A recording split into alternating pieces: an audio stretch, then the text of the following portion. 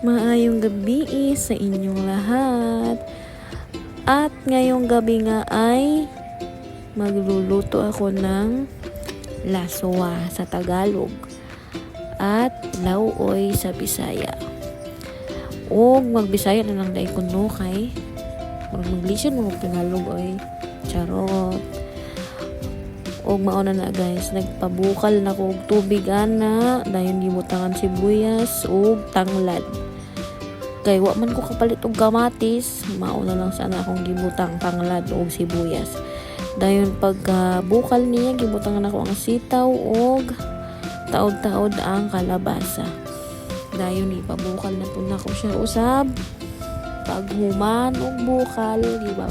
Butang na pud ang alugbati. Na giukay na nako na kay ang akong tanglad nga gipalit diha nabungkag, di ba? Nabungkag ang tanglad imbis mo lang untog paas manok na nabungkag na noon. Dayon mauna na ako na siyang giplano gamayng asin o gamayng bitchin. Wala na ako butang paminta kay murag ganahan ko plain ra unya.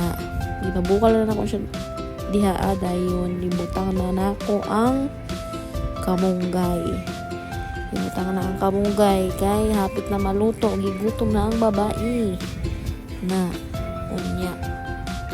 Wa jud na nako gibutangan og subak kay gusto ra jud ako plain nga gulay.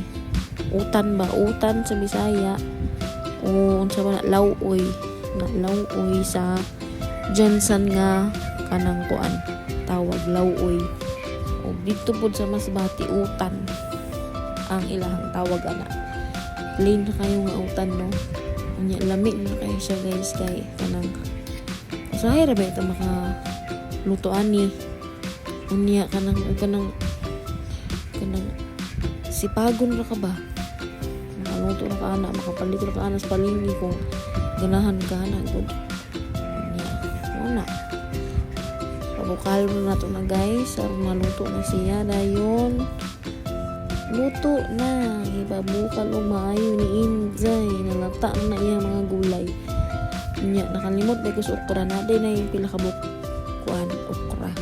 Mga unom siguro kabuk okra. Diba? Lamia, oy. Unta healthy food mo, no? Pangaon pa mong utan para may healthy food ang